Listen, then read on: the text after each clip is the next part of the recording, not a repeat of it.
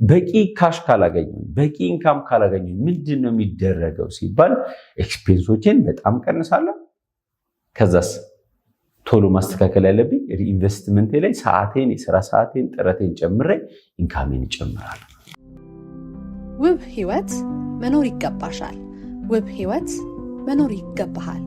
በዓላማ በተስፋና ህይወትን ወዶ መኖር ይገባሻል፣ ይገባሃል።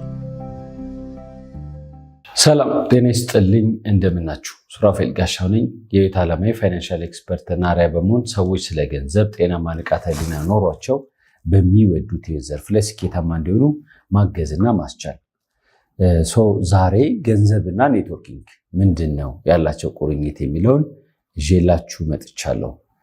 ለአንድ ኔትወርከር ስለ ገንዘብ ያለን እውቀት፣ መረዳት፣ ግንዛቤ በጣም ክሪቲካል ነው። አለመረዳቱ ደግሞ ራሱን የቻለ ከፍተኛ የሆነ ጉዳት አለው። አቅማችንን ሪሶርሳችንን እንዳንጠቀም ያደርገናል ማለት ነው። ከኔ ጋር የምናያቸው ነጥቦች፣ አንድ ኔትወርክ ማርኬቲንግ ለመስራት የወሰነ ሰው ስለ ገንዘብ መረዳቱ ምን ያህል ጥቅም አለው፣ ለኔትወርኩ ምን ይጠቅመዋል የሚለውን እናያለን። በመቀጠል ደግሞ አንድ ኔትወርከር ስለ ገንዘብ በደንብ አለመረዳቱ፣ ገንዘቡን በአግባቡ ማኔጅ አለማድረጉ ምን አይነት ጉዳቶች ሊያመጣበት ይችላል የሚለውን አክለን እናያለን። መጨረሻ ላይ ደግሞ ድንገት ስለ ገንዘብ ባለመረዳታችን ኔትወርካችን ላይ የሰራናቸው ስህተቶች ካሉ እንዴት ፊክስ ማድረግ እንችላለን የሚለውን አብረን እናያለን ማለት ነው። በመጀመሪያ ደረጃ አንድ ሰው ገንዘብ ማለት ምን ማለት ነው የሚለውን ማወቅ አለበት ማለት ነው። ገንዘብ ማለት አሁን በዓለማችን ላይ ትልቁ ቋንቋ ነው። በዓለማችን ላይ ብዙ ህዝብ የሚግባባበት ነገር ምንድነው? ገንዘብ ነው ማለት የተለያየ ቦታ ለምሳሌ ሰዎች ታይላንድ፣ ቻይና የተለያየ ቦታ ሄደው ተግባብተው የሚመጡት በገንዘብ ነው። አንድ ኔትወርከር ደግሞ ኔትወርኩን በመገንባት ሂደት ውስጥ ሰርቼ ገንዘብ እሰራለሁ ወይም ደግሞ ገንዘብ አገኛለሁ ብሎ ወስኖ ሲመጣ ሰርቶ የሚያገኛቸው ገንዘቦች አሉ። እነዛን ገንዘቦች በትክክለኛው የገንዘብ መርህ መሰረት ካልተጠቀማቸው ሙሉ አቅሙን ላይጠቀም ይችላል። አንደኛ ከእንደገና ደግሞ ኔትወርኪንግ ያን ያህል አያዋጣም ሊል ይችላል። እንደ ድካም ያላገኘውም ሊል ይችላል። ከእንደገና ደግሞ ሰዎች አልታመኑልኝም ወይም ደግሞ እኔ ዋጋ እንደከፈልኩት ሰዎች ከጎኔ ሊሆኑ አልቻሉም ሊል ይችላል። ስለ ገንዘብ ያለን ግንዛቤ ምን ያህል ክሪቲካል ነው ወይም ደግሞ መረዳታችን ምን ያህል ይጠቅመናል የሚለውን እናያለን። አንደኛ አንድ ሰው ስለ ገንዘብ በቂ እውቀት ካለው ገንዘቡን እንዴትና ምን ላይ ማዋል እንዳለበት በደንብ አድርጎ ይረዳል። ያ ማለት ሌትሳይ መንዝሊ ቤዚስ ሊሆን ይችላል፣ ዊክሊ ቤዝ ሊሆን ይችላል። ገንዘቡን ካገኘ በኋላ በደንብ ገንዘቡን አሎኬት ያደርጋል። ለዚህ ጉዳይ ብሎ በአግባቡ ያስቀምጣቸዋል ማለት ነው። ያ ማለት ደግሞ ከገንዘብ እጥረት ሜንታሊቲ ወይም ደግሞ ሁልጊዜም ፋይናንሻል ሾርቴጅ ሲባል የሜንታሊቲ ጉዳይ ነው። ከዛ ውስጥ መውጣት ይችላል ማለት ነው። በጥሩ ፍሰት ማደግ ይችላል። ስለዚህ የመጀመሪያው ስለ ገንዘብ ያለን እውቀት ጥሩ መሆኑ ገንዘባችንን ማኔጅ እንድናደርግ ያደርገናል። ህልማችን ግልጽ በሆነ ሁኔታ እንዲታየን ያደርጋል ማለት ነው። ከዛ በተጨማሪ ደግሞ አንድ ኔትወርከር ስለ ገንዘብ በአግባቡ ተረድቶ ገንዘቡን በደንብ ማኔጅ ማድረግ ከጀመረ ጥሩ የሆነ ኢንቨስትመንት ማድረግ ይችላል። ስራው ላይ የቱ ጋር በየትኛው ቅርንጫፍ እንዴት አድርጎ የቱ ጋር እንዴት አሎኬት ማድረግ እንዳለበት ማወቅ ይችላል ማለት ነው። ያ ደግሞ ኔትወርኩን እንዲያባዛ ይጠቅመዋል፣ በፍጥነት እንዲያድግ ይጠቅመዋል።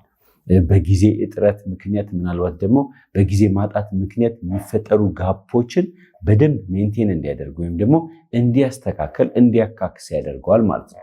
ያ ነገር ደግሞ በጣም ወሳኝነት አለው።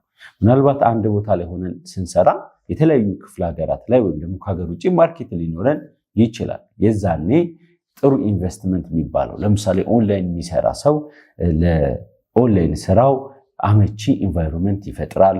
ባክግራውንድ ለቀረጻም ይሆን ከእንደገና ደግሞ ስራው ላይ ለስራው አመቺ ስልኮችን ወይም ደግሞ ማቴሪያሎችን በደንብ አድርጎ ማሟላት ይችላል። ለስራው አስፈላጊ የሆኑ ዶክመንቶችን ከእንደገና ደግሞ አመቺ ስልክ አሁን በአሁኑ ሰዓት በብዛት የሚሰራው ብዙ ነገር በስልክ ነው።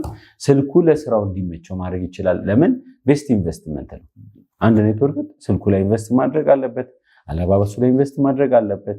ከእንደገና ደግሞ ኤቭሪ መንዝ ወይም ደግሞ የርሊ ሊሆን ይችላል ለስራው አስፈላጊውን ኢንተርኔትም ሊሆን ይችላል። ከእንደገና ደግሞ የኔትወርክ ፋሲሊቲዎችን በደንብ አድርጎ ማሟላት መቻል አለበት። ይሄ ምርጥ ኢንቨስትመንት ነው። ከዛ በተጨማሪ ደግሞ ኢንቨስትመንት ሲባል ኔትወርኩ ላይ ለሚፈጠሩት ፋይናንሻል ጋፖች ሜንቴን ለማድረግ በጣም በንቃት ኢንቨስት ማድረግ ይችላል። ኢቨንቶች ላይ ኢንቨስት ያደርጋል። አንድ ኔትወርከር በወር ውስጥ ምን ያህል ኢቨንቶች አሉ፣ እነዛ ኢቨንቶች ላይ ምን ያህል ብር ያስፈልገኛል፣ ያንን ብር በትክክል አሎኬት ማድረግ ይችላል። ምርጥ ኢንቨስተር የሚባለው ኔትወርኩ ላይ በትክክል ሪኢንቨስት ያደረገ ሰው ነው ማለት ነው። ከዛ በተጨማሪ ደግሞ ለህይወቱ ጥሩ በጀት ስትራክቸር ይኖረዋል።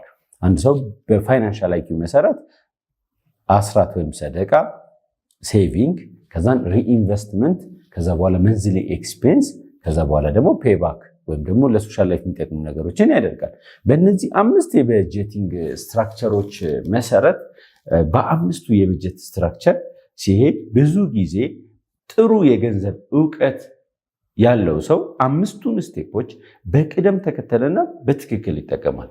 ካልሆነ በስተቀር ግን ሁልጊዜ የሚጀምረው ከወጪና ከዕዳ ነው።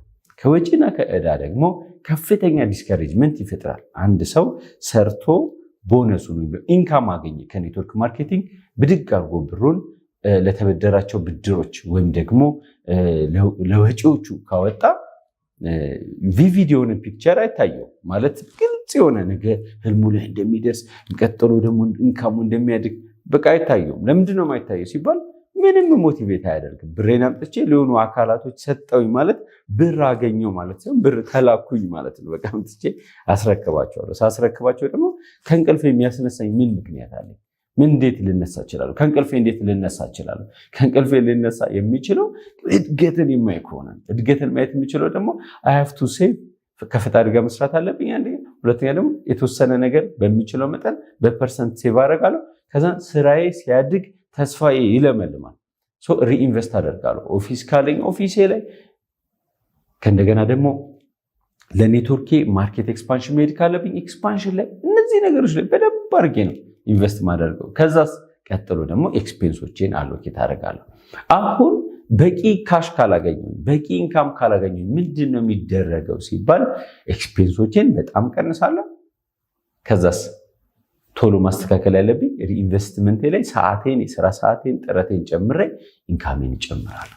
ካለበለዚያ ብር እያገኙ ተመልሶ ደግሞ ወደማይሆን ስትራክቸር ውስጥ መግባት፣ ብድር እየመለሱ ተመልሶ ወደ ብድር መመለስ አዙሪት ነው ማለት ነው። ብዙ ኔትወርኮች የሚሰሩት ስህተት ያ ነው። ኢንካሙ ይመጣል፣ ብሩ ይመጣል። ከዛ በኋላ በብሩ ፏፈሽ ይባልበታል። በሚያስቅ ቋንቋ ነው የምነግራችሁ።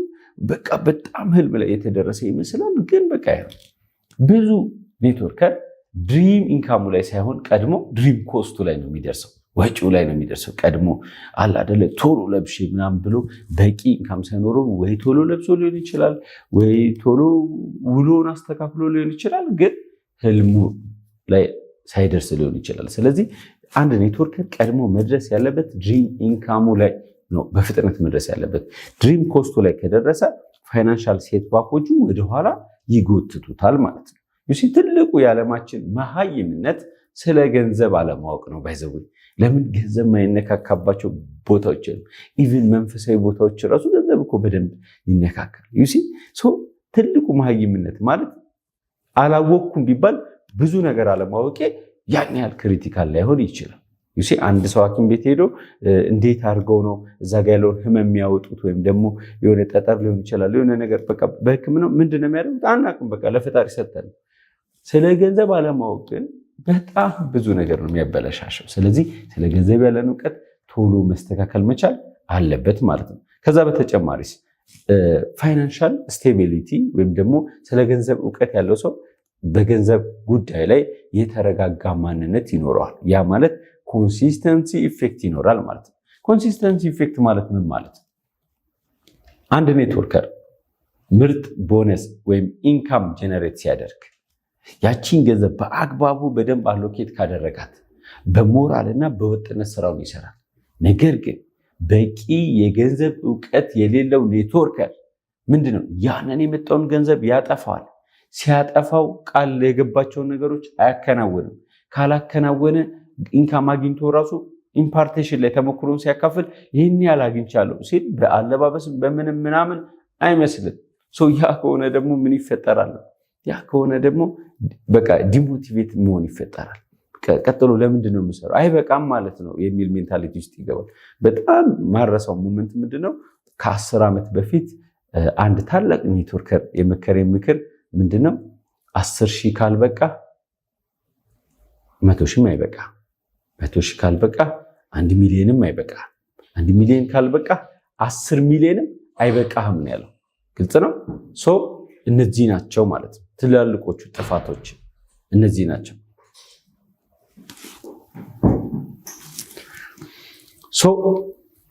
አንድ ታላቅ ኔትወርከር ያለኝ 10,000 ካልበቃ 100,000 አይበቃም፣ 100,000 ካልበቃ 1 ሚሊዮን አይበቃም፣ 1 ሚሊዮን ካልበቃ 10 ሚሊዮን አይበቃም።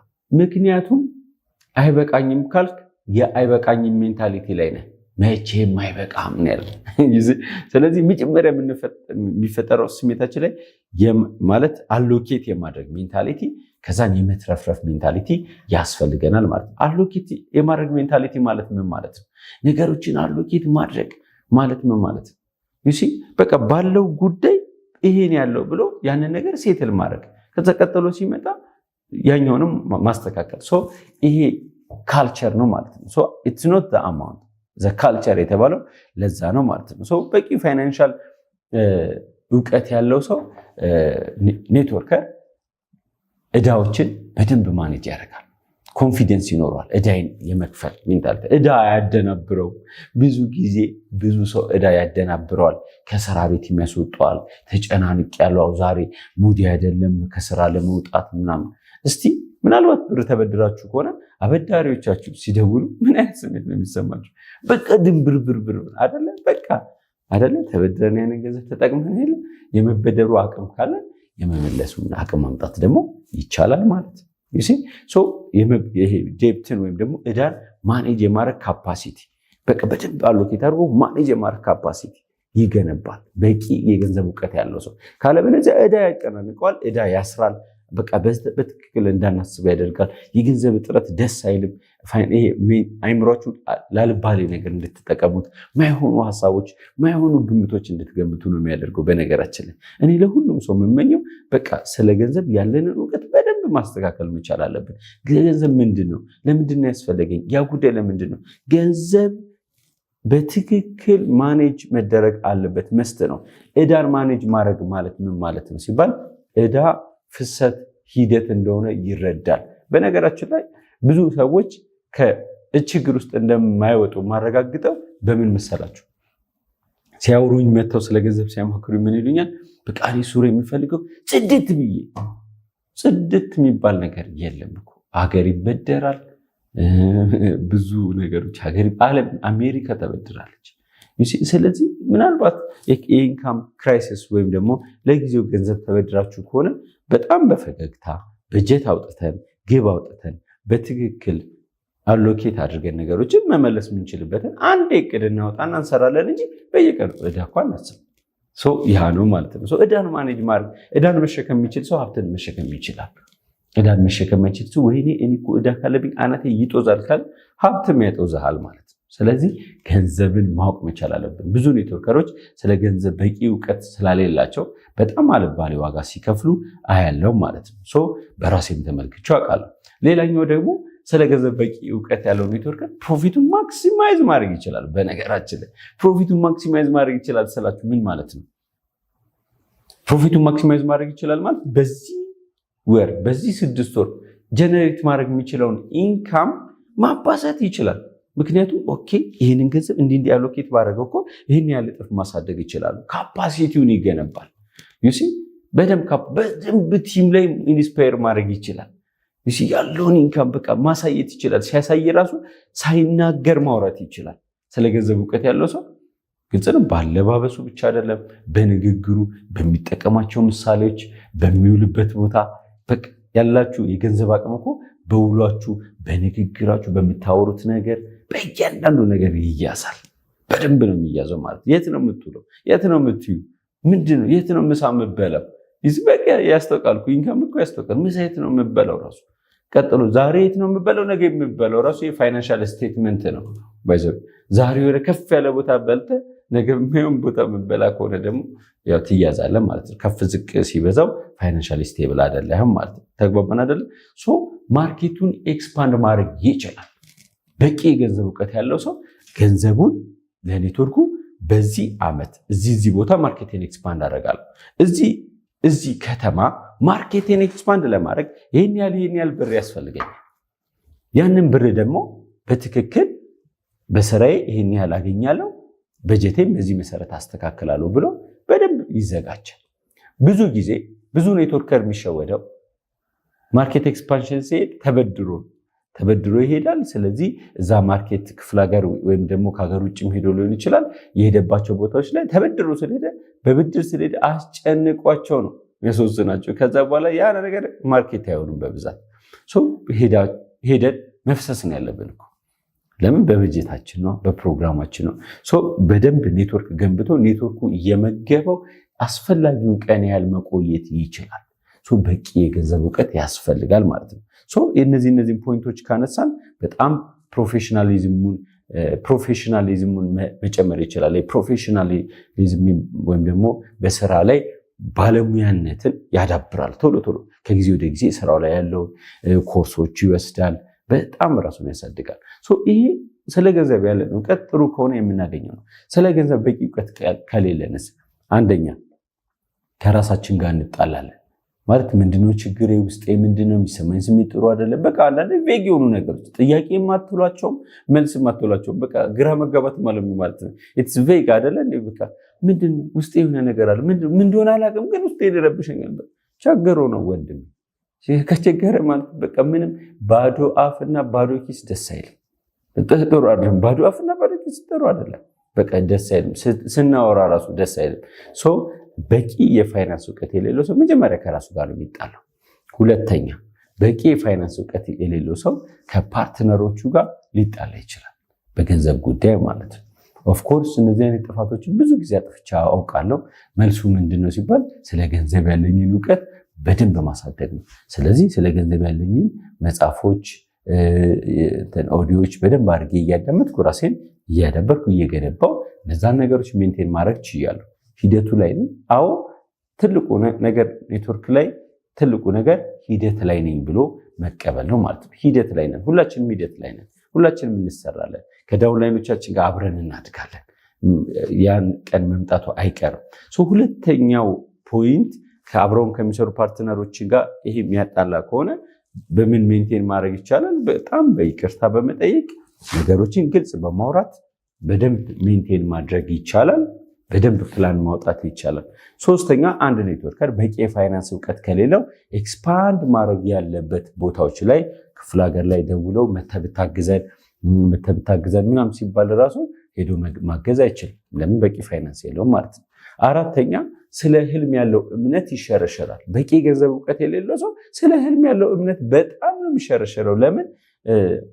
100 ሺህም 50 ሺህም 200 ሺህም አግኝቶ ካልበቃው ታዲያ በዚህ አይነት ግን ድሪም ሃውሴን እገነባዋለሁ፣ መኪናውን እገዛዋለሁ። በቃ ግራ ይጋባል። ግራ መጋባቶች ይፈጠራሉ። እነዚህ ነገሮች እምነትን ይሸረሽራሉ። በተደጋጋሚ ከሰዎች ጋር መጋጨት ይፈጠራል። ከቤተሰብ ጋር ግጭት ይፈጠራል። ለምን? ትሰራለህ የት አለ ትባላለህ። በቂ የገንዘብ ማኔጅመንት ከሌለ ይሄው አገኛለሁ ትላለህ፣ በዚህ በኩል ይሄው አገኛለሁ ትላለህ፣ የት አለ ትባላለህ። ሌላኛው ነገር ደግሞ በቂ የገንዘብ እውቀት የሌለው ሰው በጓደኞቹ በሶሳይቲ ምናምን ውሸታም ይባላል። ለምንድነው ውሸታም የሚባለው ካላችሁ ይህን ያህል ብር አግኝቻለሁ እያለ ያወራል። ሲያዩት ግን ወይ ስቲል እየተበደረ ነው ወይ ደግሞ ባይበደርም እንኳን አደርጋለሁ ያላቸውን ቃሉን ላይኖር ይችላል። ብዙ ተጽዕኖ ይፈጥራል። ቤተሰባዊ ሕይወት ላይ ተጽዕኖ ይፈጥራል። ፋይናንስ፣ ጓደኝነት ላይ ተጽዕኖ ይፈጥራል። ብዙ ወቀሳዎችም ሊያመጣ ይችላል ማለት ነው። ተግባባን አይደለ? ስለዚህ እኔና እናንተ አብረን ቶሎ ስለ ገንዘብ ያለንን እውቀት እናሳድግ። ገንዘብ በጣም ወሳኝ እውቀት ነው። ስለ ገንዘብ ማወቅ ትልቁ እውቀት ስለ ገንዘብ ያለንን እውቀት ማሳደግ ነው። ትልቁ መሃይምነት ደግሞ ስለ ገንዘብ አለማወቅ ነው። ስለዚህ እኔና እናንተ በደንብ ስለ ገንዘብ ጠቃሚ መጽሐፎችን እናንበብ። ጠቃሚ መጽሐፎችን እንዴት አድርገን እናነባለን? እንዴት ልናገኛቸው እንችላለን? በደንብ ፓርትነሮቻችንን እንጠይቃቸው። ምን አይነት መጽሐፎች ለኔትወርክ ይጠቅሙኛል፣ ስለ ገንዘብ ምን አይነት መጽሐፎች ያግዙኛል። እኔ እዚህ ጋር የተወሰነውን ጠቅስላቸዋል። ለምሳሌ የገንዘብ ነፃነት አምዶች የሚለው የዶክተር ኢዮብ መጽሐፍ በጣም ጠቅሞኛል ከዚህ በፊት ስለ ገንዘብ ያለኝን እውቀት። ሁለተኛ የሮበርት ኪዮሳኪ ፋይናንሻል አይኪው መጽሐፍ በጣም ጠቅሞኛል። ሶስተኛ ቢዝነስ ስኩል ላይ ስለ ገንዘብና ስለ ሀብት የሚናገረው ነገር በጣም ጥሩ ነገር ነው። አራተኛ ደግሞ ቲንክ ኤንድ ግሮው ሪች ላይ የሚናገራቸው መጽሐፎች በጣም ጠቃሚ የሚናገራቸው ሀሳቦች በጣም ጠቃሚ ናቸው። ቲንክ ኤንድ ግሮው ሪች መጽሐፍ ላይ ስለ ገንዘብ የሚናገረው። ሌላኛው ደግሞ በጣም እንድታነቡት የምፈልገው መጽሐፍ ምንድነው? ዘ ሪቸስት ማን ኢን ባቢሎን የሚለው መጽሐፍ ነው። እሱ መጽሐፍ ማለት ደግሞ 100,000 ብር አግኝተህ ለአንዳንድ ጉዳዮች 10,000 20,000 አውጥተህ እጅ ላይ 10,000 ብር ከቀረ አንተ 10,000 ብር ነው ያገኘኸው። ምክንያቱም 10,000 ብር ለልብስ ሰፊ ከሰጠ 10,000 ብር ተላክ ማለት ነው። 20,000 ብር ለቤት ኪራይ ከከፈልክ 20,000 ብር ተልከ ነው ማለት ነው። ስለዚህ አንተ አገኘ የሚባለው እጅ ላይ የቀረውን ነው እንጂ አንድ ጊዜ የመጣውን አይደለም ብሎ በጣም ደስ የሚል ኮንሰፕት ይናገራል። ሀብትን እንዴት አንድ ሰው ሊገነባ እንደቻለ በደንብ አድርጎ ያካፍላል። ስለዚህ መጽሐፎችን ማንበብ አለብን። ፕላስ ደግሞ ስለ ገንዘብ ኦዲዮችን ማዳመጥ አለብን። ገንዘብ ከሆነ ወቅታዊ ጉዳያችንን መፈታት ያለበት። ስለዚህ አንድ ኔትወርከር በቂ የገንዘብ እውቀት የለኝም ካለ 2 ነገሮችን ሪኮመንድ አደርጋለሁ። አንደኛ ስለ ገንዘብ መጽሐፍ ማንበብ፣ ሁለተኛ ሪክሩትመንት ኦርጋናይዘር በደንብ አድርጎ መጠቀም ማለት ነው። ተግባባን? የስራ መጽሐፍ እና የጉዳይ መጽሐፍ የሚነበበው ተግባባን። ስለዚህ ስላገኘኋችሁ ደስ ብሎኛል። ይሄ ነበረ የመጣሁበት ዋና ምክንያት። ስለ ገንዘብ ማወቅ ያለው ጥቅም ለኔትወርከር ምንድን ነው፣ አለማወቁ የሚጎዳው ምንድን ነው፣ መፍትሄዎች ውስጥ ምንድን ናቸው የሚለውን አይተናል። ስላገኛችሁ እጅግ በጣም ደስ ብሎኛል። መልካምና የተባረከ ጊዜ። ውብ ህይወት መኖር ይገባሻል። ውብ ህይወት መኖር ይገባሃል። በዓላማ በተስፋና ህይወትን ወዶ መኖር ይገባሻል፣ ይገባሃል።